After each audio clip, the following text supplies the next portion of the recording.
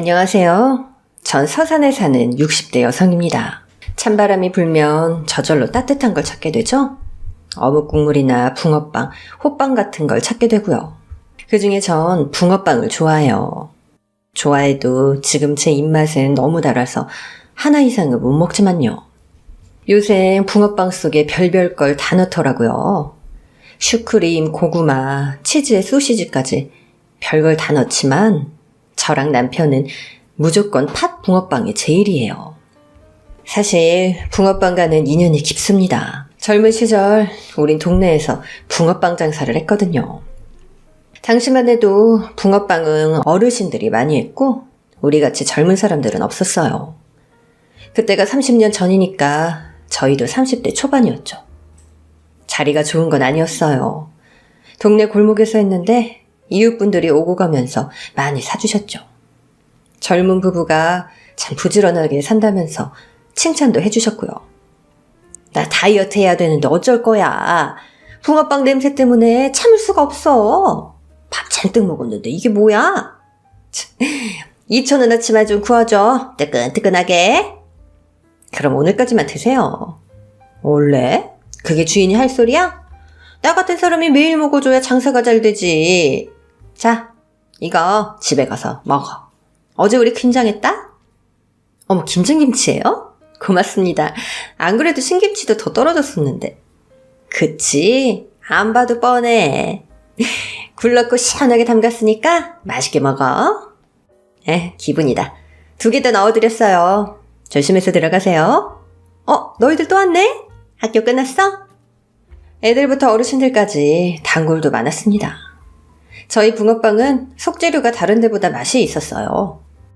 손님들과 정담도 나누고 웃으면서 맞이하니까 장사가 쏠쏠하게 잘 됐죠. 수입도 괜찮아서 둘이 사는 월세방 집세도 내고 공과금 내기도 충분했습니다. 가끔은 특별한 날 치킨도 사 먹을 수 있을 정도였어요. 춥고 배고플 줄 알았던 겨울을 붕어빵 덕분에 따뜻하게 보낼 수 있었어요. 그때 남편과 전 알거지나 다름없었습니다. 서울에서 안 좋은 일을 겪고 다 정리하고 내려왔거든요. 그곳엔 아는 사람 하나 없었고 가장 싼 단칸방을 구해서 살고 있었어요. 봄에서 가을까지는 땅 빌려 농사 짓고 살고 겨울엔 이 붕어빵 장사를 했죠. 노는이 뭐라도 하자 해서 시작하게 된 거였습니다. 근데 생각보다 장사가 잘 되는 거였어요. 농사 지은 거 걷어들이고 찬바람 불기 시작하면 붕어빵 장사를 시작했죠. 그렇게 매년 하게 됐어요. 꼬마애를 만난 건 시작한 지 3년째 되는 해였습니다. 유난히도 추운 겨울이었죠. 옷을 몇 겹을 껴입고 중모장을 하고 있어도 추위는 만만치가 않았어요. 붕어빵 굽는 기계 앞에 있다가 조금만 밖으로 나가도 살갗이 아플 정도였죠. 여보, 오늘은 더 춥네? 오늘은 다른 날보다 일찍 끝내자. 너무 추우니까 거리에 사람도 없잖아. 해는 일찍 져서 거리는 어두웠고 우린 남은 재료를 다 쓰려고 붕어빵을 서둘러 굽기 시작했어요. 그런데 한 꼬마아이를 발견했죠. 걘 그 추위에 장갑 하나도 없이 맨손에 지폐 한 장을 꼭 쥐고 있었습니다. 집에 가는 것 같진 않았고 우리 주변을 빙빙 도는 것 같았어요. 주변을 둘러봤지만 부모로 보이는 사람은 없었어요. 제가 꼬마한테 말을 걸려고 하니까 걔도 용기가 났는지 가까이 오더라고요. 전 아이를 지켜보고 있었고요. 꼬마는 얼어서 발음도 제대로 안 되는 입으로 붕어빵이 얼마인지 물어봤어요. 붕어빵 얼마예요? 1,000원이면 몇 개 살 수 있어요? 우리 붕어빵 인기 많은데 넌 처음 본다? 근처 사니? 1,000원이면 4개 살 수 있어. 줄까? 꼬마는 실망한 표정을 짓더니 고개를 푹 숙이더라고요. 그때 아이를 자세히 보게 됐습니다. 이런 강추위에 그런 차림이라니 너무 놀랐어요. 아이는 낡은 티에 지퍼도 올리지 않은 해진 잠바를 입고 있었습니다. 소매는 때에 절어 있었고 머리도 한참을 감지 않았는지 납작하게 눌려 있었어요. 언뜻 보니 석회가 하얗게 쌓여 있었고요. 잘은 모르겠지만 학교 갈 나이는 안 됐고 유치원생처럼 보였습니다. 몸은 말랐어도 눈빛은 제법 야무져 보였어요. 전 조심스럽게 아이한테 물어봤죠. 왜, 그걸로는 부족해? 꼬마가 고개를 끄덕였어요. 눈물까지 맺혔더라고요. 남편과 전 눈이 마주쳤습니다. 돈이 부족한 게 분명했어요. 그때 강한 바람이 불었고 아이는 휘청했어요. 보니까 양말도 없이 낡은 운동화만 신고 있더라고요. 얼른 제 목도리로 얼굴을 감아주고 털모자도 제 걸 씌워줬어요. 추울 때 덮으려고 가져온 담요도 갖고 나와서 어깨에 덮어줬습니다. 꼬마야, 돈 얼마 있는데? 손에 쥐고 있는 거 그게 다야? 네, 1,000원 있어요. 그렇구나. 그거면 됐어. 아줌마가 붕어빵 넉넉하게 줄게. 마침 정리하고 집에 들어가려고 했거든. 남은 것도 다 싸줄 테니까 가져가서 먹어. 여보, 괜찮지? 남편은 아이한테 눈을 찡긋하면서 인기 개그맨 흉내를 냈어요. 안녕하시렵니까? 제가 붕어빵을 푸짐하게 드려도 되시렵니까?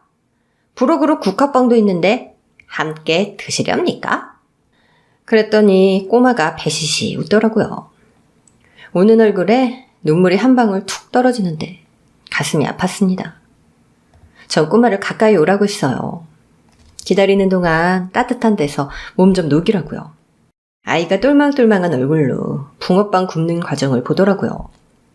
얼룩덜룩 버진 피고 때 물든 얼굴이지만 어딘지 모르게 귀엽고 해맑았어요. 눈이 크고 또랑또랑해서 아이답게 예뻤죠. 전 부지런히 남편이 구운 붕어빵을 봉지에 담았습니다. 국화빵도 몇 개 더 넣고요. 한 5, 6천 원 넣치는 됐던 것 같아요. 그걸 아이한테 주면서 이렇게 말했습니다. 꼬마야, 다음에 또 붕어빵 먹고 싶으면 1,000원이든 500원이든 괜찮으니까 여기로 와. 얼마든지 구워줄게. 우리도 너무 추워서 들어가려고 했거든? 남은 반죽 어떻게 하나 했는데 네 덕분에 고민 해결이다. 그리고 다음에 나올 땐 꼭 따뜻하게 하고 나와야 돼. 꼬마는 붕어빵 2봉지에 눈이 커다래지더라고요. 제가 식기 전에 가서 먹으라고 하니까 그제야 정신이 드는 것 같았어요. 고맙습니다. 정말 고맙습니다. 붕어빵이 정말 따뜻해요. 제 손이랑 몸이 아까는 시렸는데 지금은 너무 따뜻해요. 감사합니다. 안녕히 계세요. 아이는 밝아진 얼굴로 뒷골목으로 막 달려가더라고요. 그 방향은 산이 있는 쪽이었어요. 저흰 아이의 뒷모습을 오래도록 보았습니다. 우리 부부는 말없이 장사를 정리했어요. 아이의 망설이던 눈빛, 꼬깃한 1,000원짜리 지폐, 허름한 차림새가 자꾸 떠올랐죠. 길에는 한방눈이 떨어져 쌓이고 있었습니다. 꼬마의 감사합니다, 고맙습니다는 인사가 귓가에 맴돌았어요. 그 뒤 아이는 드문드문 찾아왔어요. 붕어빵 매일이라도 줄 수 있었는데 아이는 자주 찾아오진 않았습니다. 대신 어떤 날은 1,000원, 어떤 날은 500원, 다른 날은 300원. 이렇게 들고 망설이며 찾아왔어요. 사람이 있을 땐 피하는 것 같았죠. 어린 게 이것저것 눈치 보는 것 같아서 그것도 마음이 쓰렸어요. 저와 남편은 꼬마에게 늘 붕어빵을 한가득 구워줬습니다. 한 번은 아이한테 물어봤어요. 지난번 붕어빵 안 부족했어? 아이는 수줍게 고개를 저었어요. 다행이다 싶었죠. 고나이 때 아이들은 묻지 않아도 쫑알쫑알 얘기도 잘하던데 얜 달랐어요. 늘 혼자 오는 것도 마음에 걸렸고요. 전 단골 손님에게 혹시 이런 꼬마를 아냐고 물어봤습니다. 그랬더니 아무도 모른다는 거였어요. 또래 아이를 둔 엄마들도 마찬가지였고요. 딱 한 사람, 단골 아줌마한테 이런 이야기를 들었습니다. 저기 산 밑에 허물어진 폐가들 많잖아. 거기 지난 초가을부터 누가 산다는 소문을 들었어. 근데 소문만 무성하지 사람이 드나드는 건 안 보여. 게다가 그 집들 귀신 나온다는 소문까지 있잖아. 행여 새댁도 거기 가볼 생각 하지 마. 귀신 들린 집에 함부로 가면 재수 옴부터. 그분 외에 꼬마의 정체를 아는 사람은 아무도 없었어요. 어느 날 저희 부부는 시장에 갔어요. 장을 보다가 빨간 털실을 몇 개 샀습니다. 괜찮다는데도 꼬마는 제 털모자랑 목도리를 기어코 돌려줬어요. 아이가 춥게 다니는 게 안쓰러워서 모자와 목도리를 떠주고 싶었죠. 근데 그 뒤로 자주 오던 아이가 안 보이기 시작했습니다. 여보, 꼬마가 안 오네. 그러게, 무슨 일 있나? 걱정되네. 전 아이가 오던 시간이면 목을 빼고 산거리를 내다봤어요. 시골의 밤은 더 춥고 어두웠죠. 포기하고 장사를 접으려고 할 때 저 멀리 가로등 밑에서 꼬마가 오는 게 보였어요. 이번엔 겉옷도 안 입고 슬리퍼만 신은 채였죠.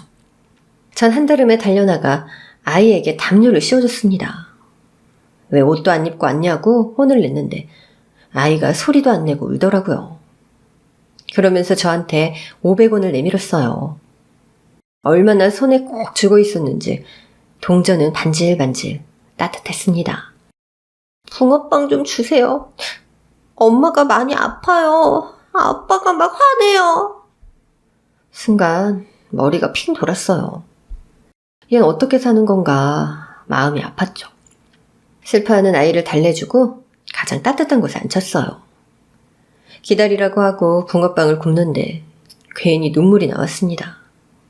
어린 게 떼쓸 줄도 모르고 고자질할 줄도 모르는 것 같았어요. 남편과 전 최대한 맛있게 붕어빵을 구웠어요. 식은 건 한쪽에 밀어놓고 갓 구운 따뜻한 것으로만 봉지에 담았습니다. 아이는 그 사이 눈물을 그치고 또랑또랑한 눈빛을 하고 있었죠. 아이답다는 게 그런 것 같았어요. 꼬마의 밝아진 마음이 조금이라도 더 오래 갔으면 했어요. 전 아이의 양팔에 붕어빵을 안겨주고 입 안에 후후 불어 식힌 국화빵을 조금 떼어줬습니다. 직접 든 털모자랑 목도리도 해줬어요. 이게 뭐예요? 아줌마 거예요? 근데 왜 이렇게 작아요? 아니야, 네 거야. 아줌마 거 만들다가 털실이 남아서 만들었다?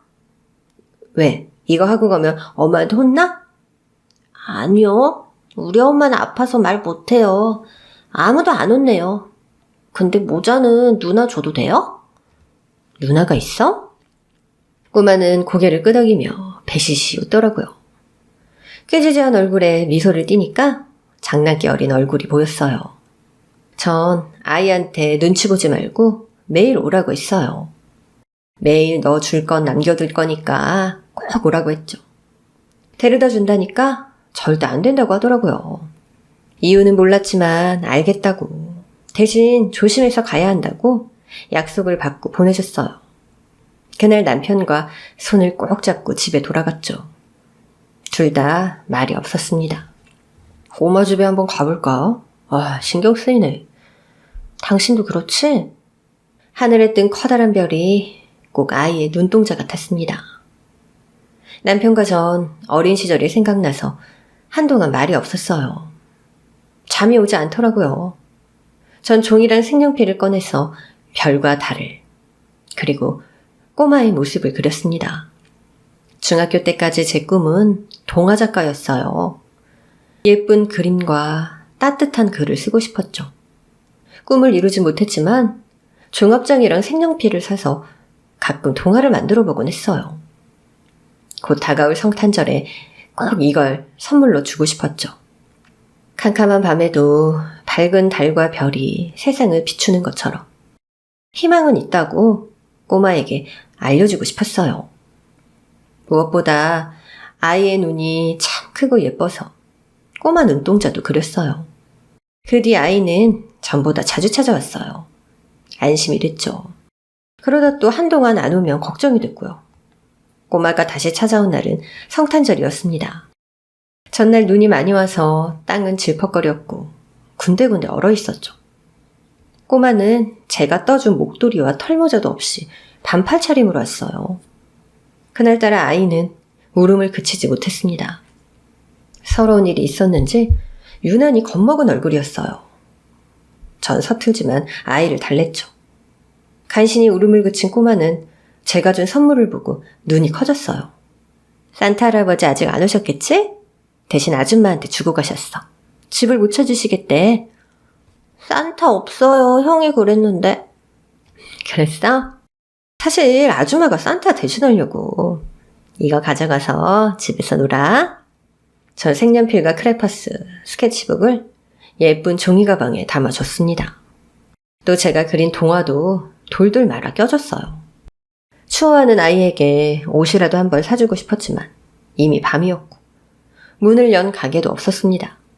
남편은 아이한테 자기의 커다란 옷을 벗어줬어요. 작은 아이한테 남편의 큰 옷을 입히니 더 작아 보였죠. 꼬마는 200원밖에 없다며 동전을 내밀었어요.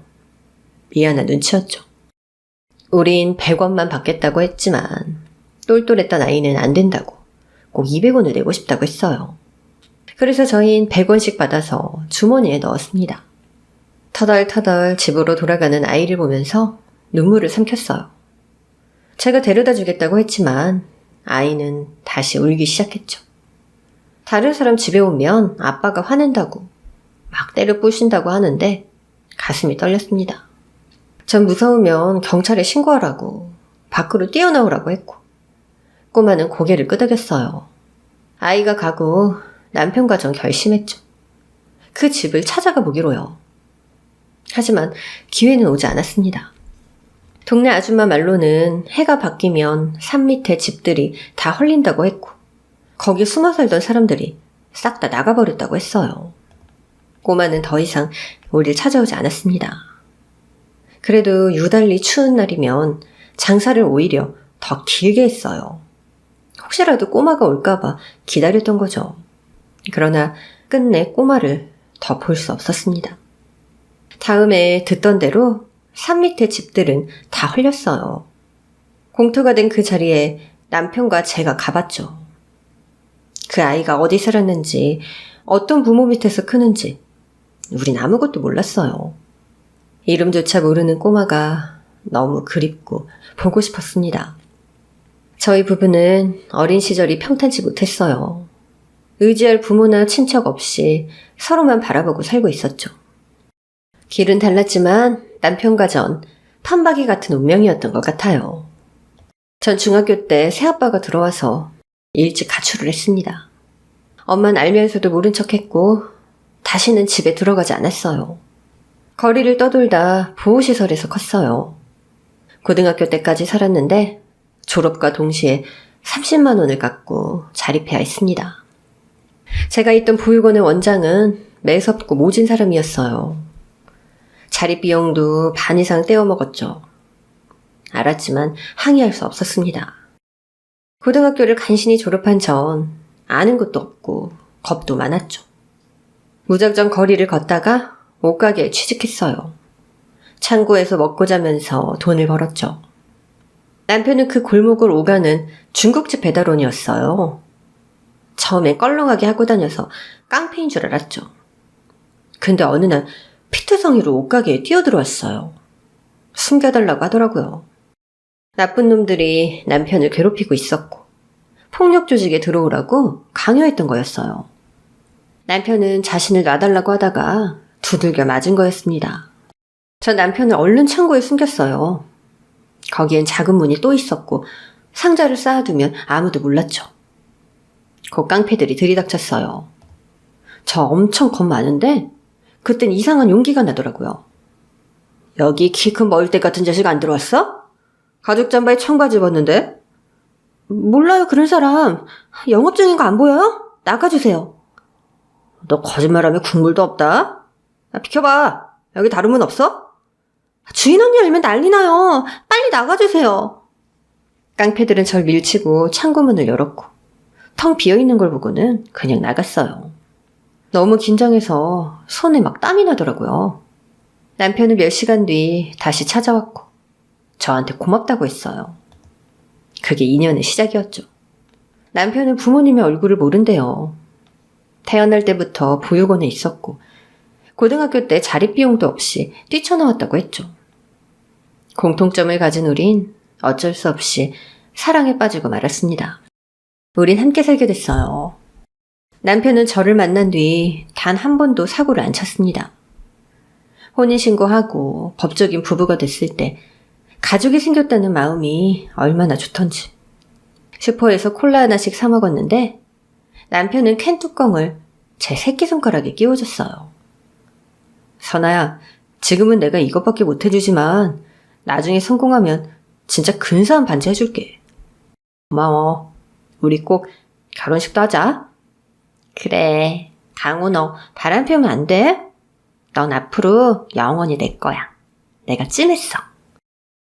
어린 남편은 제 고백에 좋다고 소리를 질렀고 엄청나게 많이 웃었어요. 사랑을 하니까 세상도 달리 보이더라고요.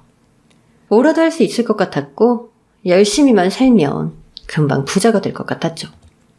근데 세상은 그렇게 따뜻한 곳이 아니었죠. 둘 다 보육원 출신에 울타리가 없다 보니까 자꾸 헛발질을 했습니다. 사람이 가장 무섭더라고요. 부모처럼 도와준다고 하더니 모은 돈을 홀랑 가져가고 일 가르쳐준다면서 부려먹는 사람도 많았어요. 남편과 전 작은 분식집을 열었는데 그것마저 건물주한테 뺏기고 무일푼이 된 거였습니다. 건물주는 저희한테 건물의 화장실, 계단 청소까지 다 맡겼고 나중에는 자기 하인처럼 부려먹더라고요. 견디다 못해 안 한다고 했더니 분식집을 뺏는 걸로 분풀이를 했고요. 문서를 어떻게 조작했는지 우린 맨손으로 쫓겨나야만 했습니다. 집주인이 한 말은 큰 상처가 됐어요. 어이구 불쌍한 인생아. 주제를 알고 분수를 알아야지. 그 의지 같은 것들이 자존심만 세가지고. 야! 다신 여기 얼씬다지 마라. 알겠어? 아는 것도 없고 돈도 없던 저흰 그렇게 이곳에 내려오게 된 거였어요. 그렇게 20년이라는 세월이 흘렀어요. 그 사이 저희 머리는 머리카락도 희끗희끗해졌고 50대라는 나이에 접어들었죠. 그러나 붕어빵 장사는 그 자리에서 계속 하고 있었습니다. 그 사이 아이도 낳고 싶었는데 잘 안 됐어요. 결국 병원에서 임신이 힘들다는 얘기까지 들었죠. 선아야, 어쩌면 하늘의 뜻인가 봐. 서로만 바라보고 살라는. 그래, 우리 싸우지 말고 서로 상처 주지 말고 보듬으면서 살자. 근데 자꾸 눈물이 나네? 눈물이 멈추질 않아. 꼭 자기 닮은 아이를 낳고 싶었는데. 울지 마. 미안하긴 뭘 미안해. 너 아니었으면 난 감옥에 갔거나 비참하게 죽었을 거야. 너라도 있으니 내가 사람 노릇하면서 살지. 그렇게 말할 건 뭐 있어. 당신이 얼마나 착한 사람인데. 오늘 점심은 또 라면인데 괜찮겠어? 신김치랑. 좋지. 넌 가만히 있어. 내가 끓일게. 슬펐지만 한편으론 다행이었어요. 없이 사는 거 우리 둘뿐이면 크게 나쁘진 않았습니다. 먹을 만큼만 먹고 계절 따라 입을 옷 있으면 그걸로 충분했어요. 우린 걸을 때도 잘 때도 손을 꼭 잡고 있었어요. 사람의 온기라는 게 참 신기하더라고요. 그 자체로 위로가 되니까요. 남편이나 저나 서로가 있어서 참 다행이었습니다. 해마다 찾아오는 겨울, 우린 늘 꼬마를 기다렸지만 다시는 그 꼬마를 볼 수 없었어요. 산 밑에 허름한 폐가들은 다 헐렸고 흉가에 산다던 사람들의 이야기도 더는 들을 수 없었죠. 어디에 있든 잘 지냈으면 하는 마음이었고 다시 찾아오면 옛날처럼 따뜻한 붕어빵을 잔뜩 안겨줄 생각이었어요. 여보, 그 꿈은 많이 컸겠지? 어떻게 자랐는지 궁금하다. 잘 먹고 다니나? 건강하기만 했으면 좋겠다. 어린 게 똘똘해 보이던데. 어서오세요. 붕어빵 몇 개 드릴까요? 야, 너 되게 똑똑하게 생겼다. 몇 살이야? 꼬마 또래의 아이가 오면 남편은 꼭 몇 살이냐고 물어봤죠. 남편이 왜 그러는지 전 알 것 같았어요. 우리 부부는 겨울엔 늘 붕어빵을 팔았고 농사를 짓는 일도 익숙해져서 허리 좀 펴나 싶었습니다. 늘 남의 땅을 빌려 농사를 짓다 우리 땅을 사고 싶었죠. 남는 것도 별로 없었고 땅값은 천정부지로 솟고 있었어요. 돈이 충분하진 않았지만 하루라도 빨리 땅을 사두는 게 좋을 것 같았습니다. 그 사이 저희는 옆 동네로 이사했고 있는 돈 없는 돈 탈탈 모아 부동산 업자를 소개받았어요. 여러 곳을 보다가 결국 작은 땅을 사게 됐고 정말 너무 기뻤죠. 생애 처음 산 땅이었고 남편과 전 희망에 부풀었어요. 날마다 그 땅을 보러 갔습니다. 어디에 언제 뭘 심을지. 그동안의 농사 경험 살려서 계획도 많이 세웠어요. 부동산 사장님은 젊은 사람들이 미래가 밝다면서 격려를 해주셨죠. 이사 간 지 얼마 안 돼서 좋은 분을 만난 것 같아 저희도 정말 기뻤습니다. 농사도 자기 땅에서 지어 먹어야 남는 게 있죠. 이번에 아주 잘하셨습니다. 소문은 안 내셨죠? 이렇게 싸게 산 걸 알면 사람들이 다 뭐라고 해요. 앞으로는 좋은 일만 있으실 겁니다. 축하드려요. 고맙습니다. 저희 이렇게 도와주셨는데 식사나 같이 하시죠? 시내에 중국 음식 잘하는 데 있거든요. 하지만 부동산 업자는 바쁘다고 가봐야 한다고 하더라고요. 비싼 차를 타고 쌩하니 마을을 벗어났습니다. 그렇게 좋은 차는 생전 처음 봤어요. 아무튼 그렇게 계약을 했고 우리 부부는 중국집에 가서 외식도 했습니다. 남편은 저한테 해물짬뽕을 시켜주며 이렇게 말했죠. 우리 선아 해산물 진짜 좋아하는데 짬뽕 한 그릇을 마음대로 못 먹였네. 실컷 먹어. 앞으로 우리 땅에서 농사 열심히 짓고 재밌게 살자. 다음엔 우리 회 먹으러 갈까? 그럴까? 이제 좋은 일만 있을 거야. 그치? 나 느낌이 너무 좋아. 당신도 이거 시키지 그랬어. 이거 맛있게 생겼는데. 같이 먹자. 당신도 짬뽕 좋아하잖아. 난 간짜장이면 됐네요. 특별한 날이라 그냥 짜장면 대신 간짜장 시켰다고. 짬뽕은 우리 이쁜 아내가 다 드세요. 난 됐으니까. 탕수육도 먹을까? 왜? 이거면 됐지. 탕수육은 당신 생일날이나 먹자. 껴야지. 종자랑 씨앗도 사야 하고. 돈 들어갈 데가 얼마나 많은데. 너무 좋다. 우리 땅이라니. 남편은 짬뽕 불겠다고 얼른 먹으라고 했죠. 그때까지만 해도 몰랐어요. 알고 보니 우리 부부는 기획 부동산 업자한테 사기를 당한 거였습니다. 남편은 큰 충격을 받았고 저 역시 마찬가지였죠. 이건 알짜배기 땅이라고 아무한테도 말하면 안 되는 정보라고 그렇게 강조를 하더니 알고 보니 사기라서 입막음을 시켰던 거였죠. 너무 억울한 마음에 처음으로 변호사며 도청이며 찾아가 봤지만 할 수 있는 건 없었어요. 우리 땅인 줄 알고 매일 가서 봤던 땅은 주인이 따로 있었고 다시 남편과 전 무일푼이 됐죠. 기가 막혔어요. 몇 날 며칠을 울고 식음을 전폐하기까지 했죠. 남편도 끊었던 술을 마시더니 이틀을 산에 올라가서 안 내려오더라고요. 얼마나 마음을 졸였는지 모릅니다. 까칠한 얼굴로 나타난 남편을 보고 전 붙잡고 엉엉 울었어요. 당신까지 없어져 버리면 어떻게 하냐고 원망하니까 남편도 울더라고요. 남편으로서 면목 없다고 자꾸 이런 일만 생겨 미안하다는데 정신이 번쩍 들었어요. 우리 다시 붕어빵 장사 나가자. 찬바람 불기 시작했잖아. 죽으라는 법 없다고. 다시 붕어빵 장사해서 쌀도 사고 라면도 사자. 오늘까지만 괴로워하고 털어버리자. 미안해 선아야. 나같이 못난 놈 만나서 고생만 시킨다. 내가 뭘 좀 알았더라면 많이 배운 놈이라면 이런 일 없었을 텐데. 나 정말 억울해서 못 살겠어. 그 돈만 생각하면 미칠 것 같아. 그런 말 하지 마. 우리 다시 일어서자. 여기 올 때 잊었어? 그때도 우리 아무것도 없었잖아. 당신이랑 나 아픈 데 없잖아. 건강하니까 기회는 또 올 거야. 여보, 나쁜 생각 하지 마. 우리 할 수 있는 것부터 하자.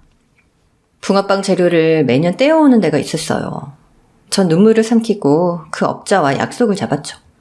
재료를 가지러 가기로 한 날 아침부터 남편의 상태가 영 이상했어요.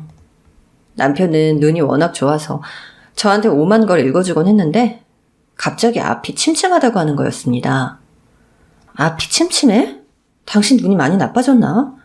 오늘 물건 떼어오고 바로 병원에 가야겠다. 여보, 나 보여? 초점이 왜 이렇게 흐리지? 그게 시작이었어요. 남편은 한쪽 팔에 힘이 들어가지 않는다고 했고 말하는 것도 순식간에 어눌해졌어요. 그러더니 뒤로 하면서 꽈당 넘어지고 말았습니다.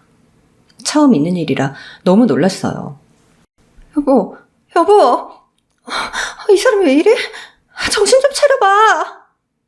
응급실에 실려간 남편에게 각종 검사가 진행됐고 기막힌 소리를 듣게 됐습니다. 의사는 어두운 표정으로 뇌졸중이라고 했어요. 더 무서운 건 1시간만 늦게 왔더라도 그 자리에서 죽을 수도 있었다는 얘기였죠. 전 오열했어요. 남편이 너무 불쌍했고 앞일이 걱정이었죠. 중요한 건 바로 수술을 들어가야 하는데 수술비가 없었습니다. 앞이 캄캄한 상황이었어요. 사경을 헤매고 있는 남편을 보며 전 엉엉 울었습니다. 남편 손을 잡고 미안하다고 조금만 버텨달라고 했어요. 지푸라기라도 잡고 싶었지만 잡히는 건 아무것도 없었습니다. 남편은 제가 이 세상을 살아갈 유일한 이유였어요. 남편이자 가족, 친구이자 동반자였죠. 혼자선 도저히 살아갈 자신이 없었습니다. 여보, 나 혼자 어떻게 살라고 이렇게 쓰러져. 나 당신 없이 못 살아. 잘못되면 나도 같이 가자, 응? 여보, 제발 눈 좀 떠봐. 기적이 있다면 지금 저에게 찾아와 주길 바랐습니다. 만약 남편과 이렇게 헤어질 운명이라면 저도 따라갈 생각이었어요. 바보처럼 울기만 하고 있는데 뜻밖의 일이 벌어졌습니다. 갑자기 주치의가 바뀌었다는 얘기를 듣게 됐고 수술을 일단 진행하자는 거였어요. 전 다른 의사를 붙잡고 물었죠. 주치의 선생님이 누구신데요? 저희 남편 수술 받을 수 있어요? 정말로 해주신대요? 그분 한번 만나볼 수 있을까요? 지금 환자분 수술이 일단 급하고요. 주치의 선생님이 어렵게 결정하신 거예요. 사람 살리는 게 먼저라고 하셨습니다. 만나보긴 힘드세요. 지금 좀 바쁘셔서요. 수술방에서 남편분 집도하실 겁니다. 무척이나 실력이 있는 분이라고 하더라고요. 남편은 극적으로 살아나게 됐어요. 수술이 성공적으로 끝났다고 하더라고요. 전 소식을 듣고 그 자리에 주저앉고 말았어요. 그것만으로도 너무 기쁜데 상상하지 못했던 일은 또 일어났죠. 병실도 따로 요청하지 않았는데 1인실이 배정됐어요. 당연히 6인실로 갈 줄 알았는데 중환자실에서 나온 남편은 1인실로 가게 됐습니다. 어떻게 된 거냐고 물어도 속 시원하게 대답해주는 사람이 없었어요. 크고 널찍한 1인실에는 화장실까지 딸려 있었죠. 커다란 과일 바구니까지 누가 갖다 주더라고요. 너무 이상한 일이었어요. 특별한 대우를 받는 것 같았죠. 남편은 편하게 휴식을 취하며 집중 치료를 받을 수 있게 됐어요. 전 툭하며 간호사 선생님을 붙잡고 물었습니다. 이게 어떻게 된 일이에요? 우리 1인실 한 번도 안 써봤고 따로 요청한 적도 없는데요. 1인실 비싸지 않나요? 그리고 과일 바구니도 잘못 온 것 같아요. 아니요, 간 게 맞고요. 수술비는 걱정하지 마시라고 주치의 선생님께서 말씀하셨어요. 지금은 너무 바쁘셔서 만나지 못하실 거예요. 1인실도 주치의 선생님 지시고요. 일단 남편분 잘 치료받고 계시면 될 것 같아요. 보호자 식사도 다 신청됐고요. 이상하게 한두 가지가 아니었어요. 일단 남편의 회복이 급했기 때문에 어리둥절하지만 기다려보기로 했죠. 남편의 주치의 선생님은 쉽게 만날 수 없었어요. 혜진도 그분은 언제 도시는 건지 알 수가 없었죠. 다들 하는 말은 담당 선생님이 너무 바쁘시다. 그 얘기뿐이었어요. 남편은 치료도 받고 재활운동도 하면서 천천히 회복이 되어갔습니다. 그리고 기쁜 소식을 듣게 됐어요. 드디어 주치의 선생님을 만나볼 수 있다는 얘기였죠. 전 어떻게 고마움을 표현해야 하나 고민에 빠졌어요. 여보, 당신 수술시켜주고 이렇게 좋은 병실 잡아준 의사 선생님이 지금 오고 있대. 얼마나 고마워. 하마터면 당신 수술도 못할 뻔했는데. 생명의 은인이잖아, 그치? 정말 신세진 걸 어떻게 갚아야 할지 모르겠어. 간호사 말대로 그날 오후 의사 선생님이 병실에 들어오셨어요. 다른 의사 선생님 없이 혼자서 병실에 오셨는데 너무 감사하고 송구한 마음에 얼굴도 제대로 못 보겠더라고요. 전 허리를 굽히고 연신 고맙다고 인사를 했습니다. 정말 감사합니다. 고맙습니다, 선생님. 제 남편 수술 잘해주셔서 살아났어요. 1인실도 배정해주시고 이 은혜를 정말 어떻게 다 갚죠? 고맙다는 말로도 부족한 것 같아요. 남편 덕분에 너무 잘 회복하고 있습니다. 네, 다행입니다. 인사 끝에 고개를 들었고 의사 선생님을 보게 됐죠. 그분은 얼추 30, 40대로 보이는 남자분이었어요. 지적인 인상에 품성도 넉넉하고 좋아 보이셨죠. 제가 미소를 짓는데 그 의사 선생님이 갑자기 눈물을 흘리시는 거였어요. 몇 방울 떨어지는 정도가 아니고 엉엉 소리를 내서 우시더라고요. 전 너무 당황했어요. 개인적으로 안 좋은 일이 있으신가 싶어 우리 선생님 왜 그러시냐 다독여드렸죠. 어깨를 들썩이며 우는 의사 선생님은 덩치만 컸지 꼭 아이 같았습니다. 선생님 무슨 안 좋은 일 있으셨어요? 아휴, 살다 보면 정말 별일 다 있는데 저희 같은 사람도 사는데 의사 선생님 힘내세요. 이렇게 훌륭한 일을 하시는 분인데 결국은 다 잘 풀릴 거예요. 제가 위로를 했더니 그 주치의는 간신히 눈물을 닦으며 절 보더라고요. 그러더니 울먹 있는 목소리로 물어보는 거였죠. 저 혹시 기억 못 하시겠어요? 네? 절 아세요? 전 깜짝 놀라서 주치의를 쳐다봤지만 전혀 아는 얼굴이 아니었어요. 하지만 의사 선생님이 꺼낸 단어는 제 심장을 엄청 뛰게 만들었습니다. 겨울에 붕어빵이요. 의사 선생님은 간신히 울음을 참으며 말을 이어갔어요. 저 붕어빵 못 사고 서성이던 그 꼬마였어요. 낡은 옷 입고 더러웠던. 동전 몇 개 가지고 자주 갔었는데 기억 안 나세요? 설마 그 꼬마? 전 자세히 주치의 선생님을 뜯어봤죠. 성인이 돼서 몰라봤지만 이목구비가 기억 속의 그 꼬마와 비슷하게 일치했어요. 전 떨리는 목소리로 물었죠. 선생님, 그 아이가 선생님이었어요? 아주머니 저 맞아요. 얼굴 뵈니까 그때가 갑자기 생각나서 눈물이 쏟아졌네요. 울 생각은 아니었는데 저 기억나세요? 저도 모르게 의사 선생님의 손을 덥석 잡았습니다. 너무 반가워서 반말까지 튀어나왔어요. 기억나다마다 우리가 널 얼마나 기다렸는데 이렇게 의사 선생님이 됐어? 이게 무슨 일이야? 여보 듣고 있어? 당신 수술시켜준 의사 선생님이 그때 그 꼬마였대. 우리가 겨울만 되면 기다리던 그 꼬마 기억나지? 침대에 누워있던 남편도 입이 떡 벌어져서 담을 줄을 몰랐죠. 저 역시 너무 놀라서 다리에 힘이 쭉 빠졌어요. 제가 비틀거리니까 의사 선생님이 절 의자에 앉혔습니다. 쉽게 믿을 수 없는 얘기였죠. 제 이름도 사는 것도 모르셨을 거예요. 그 꼬마 맞습니다. 두 분이 구워주신 붕어빵 맛 아직도 기억이 나요. 이렇게 뵙게 되다니 저도 믿을 수가 없네요. 전 눈물을 흘리며 가운에 새겨진 이름을 봤어요. 김성진이라는 세 글자가 보였죠. 한동안 모두 말을 잇지 못하고 눈물을 흘렸어요. 꼬마는 어엿하게 자라 의사가 됐고 남편과 저를 알아보곤 자신이 주치의를 맡겠다고 했던 거였습니다. 그뿐 아니라 수술비와 병실비, 추후에 들어갈 치료비까지 모두 부담하겠다고 하는 거였어요. 아무 걱정 마시고 잘 회복할 생각만 하세요. 아주머니도 잘 드시고 기운 차리시고요. 돈 걱정은 절대로 하지 마세요. 제가 다 부담합니다. 어떻게 그래. 시간을 주면 내가 방법을 찾아서 다 갚을게. 그래서 그랬구나. 이 모든 게 성진이 네 덕분이었어.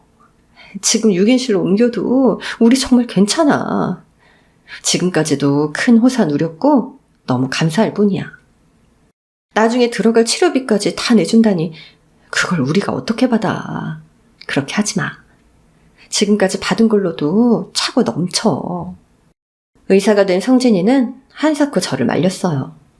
꼭 자기가 그렇게 하고 싶다면서 절대로 거절하지 마시라고 몇 번을 그러는 거였습니다. 안 그러면 화낼 거라고 단호하게 말하더라고요. 어렸을 때 저한테 베푸신 친절 아니었으면 전 이 자리에 못 있어요. 제가 하고 싶어 하는 거니까 꼭 받아주세요. 이렇게라도 은혜를 갚을 수 있어서 얼마나 좋은지 몰라요. 제 평생 소원이었는데 안 받으실 거예요? 가슴이 뭉클했어요. 마치 그때로 돌아간 것처럼 의사 선생님을 꼭 안아드렸습니다. 꼬마는 키 큰 성인이 됐지만 그때의 기억이 되살아났어요. 어린아이가 춥고 배고픈 게 안쓰러워서 붕어빵 몇 개 더 줬던 것 뿐인데 이렇게나 큰 선물을 받게 되다니 믿어지지 않았습니다. 의사 선생님은 천천히 그때 일을 얘기해줬어요. 늘 궁금했던 꼬마의 이야기를 이제야 들을 수 있었죠. 꼬마아이 성진이는 대가족의 막내였어요. 성진이 아버지의 사업 실패로 쫄딱 망해서 야반도주를 했고 시골 산 밑으로 숨어들게 된 거였죠. 급하게 도망 나온 거라 살림도 거의 없었고 거기 사는 걸 누가 알아서도 안 됐대요. 고만고만한 아이 넷에 아픈 엄마와 할머니까지 있었다는 거였습니다. 없는 돈에 아버지란 사람은 늘 소주를 옆에 끼고 살았대요. 밥 3끼는 호사였고 2끼나 제대로 챙겨 먹으면 다행일 정도였다고 하죠. 처음 폐가에 왔을 때 누가 도와주려고 했는데 겁을 먹은 성진이 아버지가 행패를 부려서 근처에도 못 오게 했대요. 꼬마였던 성진이도 무서워서 밖에도 못 나가고 집에서만 지냈다는 이야기였죠. 당연히 그 집 식구들은 굶는 날이 더 많았대요. 쌀도 간당간당한 상황인데 겨울이 되니까 사람들이 지나가면 그렇게 붕어빵 냄새가 풍기더래요. 추운 겨울에 달콤한 냄새는 얼마나 빨리 퍼지는지 가족이 모두 침만 꼴깍꼴깍 삼키고 있었다는 거였습니다. 꼬마의 엄마는 아파서 매일 누워 있었는데 정신이 왔다 갔다 하는 상태에서 붕어빵 하나만 먹고 싶다고 울더랍니다. 그 얘기에 꼬마 성진이는 어떻게든 엄마한테 붕어빵을 사주고 싶더래요. 안 그러면 엄마가 당장 죽을까봐 걱정이 많이 됐다는 얘기였죠. 어린 성진이는 꼭꼭 숨겨놓았던 1,000원짜리를 들고 절 찾아온 거였습니다. 저 역시 처음 꼬마를 봤던 날을 기억하고 있었어요. 그때 그랬지. 추워도 보통 추운 날이 아니었어. 새까만 꼬마가 손은 다 터가지고 꼬깃한 1,000원짜리 갖고 왔던 거 기억나. 아주머니, 그때 제가 그 앞을 사성이니까 내쫓지도 않으시고 저한테 물으셨죠. 붕어빵 먹고 싶냐고 따뜻하게 말 걸어주신 거 생생하게 기억해요. 지금도 가끔 꿈까지 꿔요. 그게 뭐 큰일이라고. 아니요. 2팔 가득 붕어빵을 주셨을 때 얼마나 따뜻했는지 모르시죠? 그 온기 절대 잊지 못해요. 그때 전 어려서 2분이 부자인 줄 알았어요. 너무 가난했기에 그렇게 볼 수밖에 없었어요. 성진이는 나중에 알게 됐대요. 동전 몇 개에 붕어빵을 2봉지 늘 가득 내줬던 건 쉬운 일이 아니라는 걸요. 또 저희의 형편도 넉넉치 않았다는 걸 커서야 알았다는 얘기였습니다. 제가 돈이 없어도 2분은 저한테 항상 인심이 넉넉하셨어요. 그게 어떻게 쉬운 일이에요. 저희 가족 그거 먹으면서 얼마나 행복했는지 모르시죠? 게다가 목도리랑 털모자까지. 성진이 그 얘기를 하며 눈물을 훔쳤죠. 자기는 털모자와 목도리가 소중했는데 삐뚤어진 형이 그걸 뺏어서 팔았다는 얘기도 해줬습니다. 그것 때문에 형이랑 싸우고 집을 나온 날이 저희를 찾아온 마지막 날이라는 거였어요. 그날 밤 갑자기 아버지가 트럭을 몰고 와서 이사를 가자고 했고 더 먼 곳으로 떠나게 됐대요. 바닷가에 정착한 뒤에 어머니와 할머니는 돌아가셨고 할아버지 밑에서 컸다는 얘기였죠. 다시 저희가 있는 동네를 찾아올 엄두는 못 냈을 거예요. 너무 어리기도 했고 어머니와 할머니를 잃은 충격도 컸겠죠. 네가 오지 않아서 우린 항상 궁금했어. 널 찾아다니지 못했어도 늘 기다렸지. 언제라도 오면 붕어빵을 가득 구워줄 생각이었거든. 성진이 고개를 끄덕이더니 가운 속에서 종이를 꺼냈어요. 그리고 저한테 그걸 내밀었습니다. 전 그걸 보고 너무 놀랐어요. 그때 제가 밤새도록 만들어서 줬던 밤하늘의 별 그림과 짧은 동화였어요. 얼마나 많이 봤는지 닳고 찢어져서 군데군데 테이프로 붙인 걸 코팅까지 해놨더라고요. 성탄 저지라고 저한테 주신 선물 기억나세요? 크레파스랑 색연필 같은 거. 누나들이 얼마나 좋아했는지 몰라요. 그리고 이거 저 생각하면서 그려주셨죠? 아무리 캄캄한 밤에도 별은 꼭 빛난다고. 별빛을 보며 기다리면 반드시 아침이 온다고요. 저 힘들 때마다 이거 꺼내봤어요. 공부할 때 책상 앞에 붙여놓고 늘 보면서 지냈죠. 이걸 어떻게 지금까지 갖고 있었어? 눈물이 주르륵 흘렀습니다. 세상 풍파에 시달리며 잊고 있었던 저의 꿈이 되살아났어요. 성진이는 저희 부부에게서 힘을 얻고 꼭 성공해야겠다는 마음을 먹었대요. 저와 남편이 베푼 작은 친절이 아이에게 작은 불씨가 됐던 거였죠. 어려운 형편이었지만 교과서도 달달 외우고 중고등학교 때도 이를 악물고 공부해서 1등을 놓친 적이 없었다고 하더라고요. 결국 여기저기서 장학금까지 받고 의대에 입학을 한 거였습니다. 인간 승리라고 할 수밖에 없었어요. 너무나 힘든 환경에서 잘 자라준 성진이가 너무 대견하고 고마웠습니다. 저흰 셋 다 얼싸안고 펑펑 울었어요. 겉으로 좋아 보인다고 해도 누구에게나 삶은 쉬운 게 아니었습니다. 힘든 순간이 얼마나 많았을지 목이 메어왔어요. 정말 장하다고, 다 이겨내고 지금의 자리에 선 거 칭찬받아 마땅하다고 등을 두드려줬습니다. 의사가 된 성진이는 이렇게 말했어요. 병원에서 두 분 얼굴 멀리서 뵀을 때 제가 얼마나 놀랐는지 아세요? 아무도 모르게 화장실에 가서 울었어요.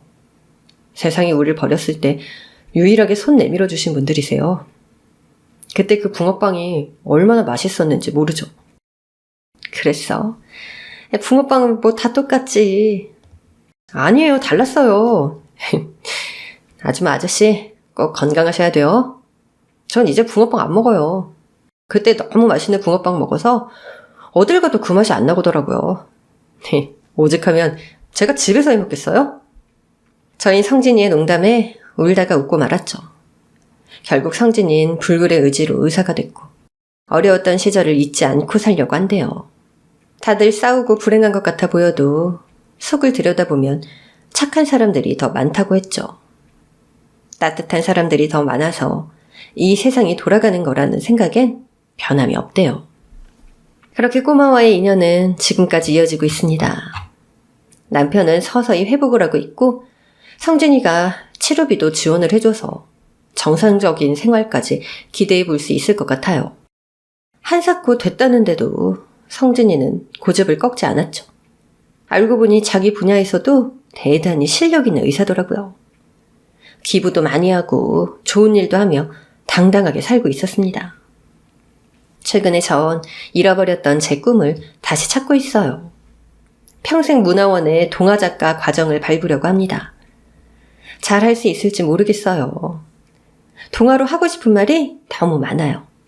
하나씩 풀어가면 되겠죠? 보기 좋고 탐스러운 열매도 처음엔 보잘것없는 씨앗으로 시작하잖아요. 우리의 인생도 그런 작은 친절로 바뀔 수 있다는 생각이 들어요. 성진이를 생각하면 절로 미소가 지어집니다. 결혼도 해서 예쁜 딸을 둔 성진이가 의사로서, 명의로서 앞으로도 행복하게 살길 바랄 뿐이에요. 여러분 주위에도 작은 친절을 베푸는 사람이 있으신가요? 없다면 여러분께서 먼저 베풀어 보시는 건 어떨까요? 제 이야기는 여기까지입니다. 감사합니다. 날씨는 추워도 마음은 따뜻한 하루 되세요.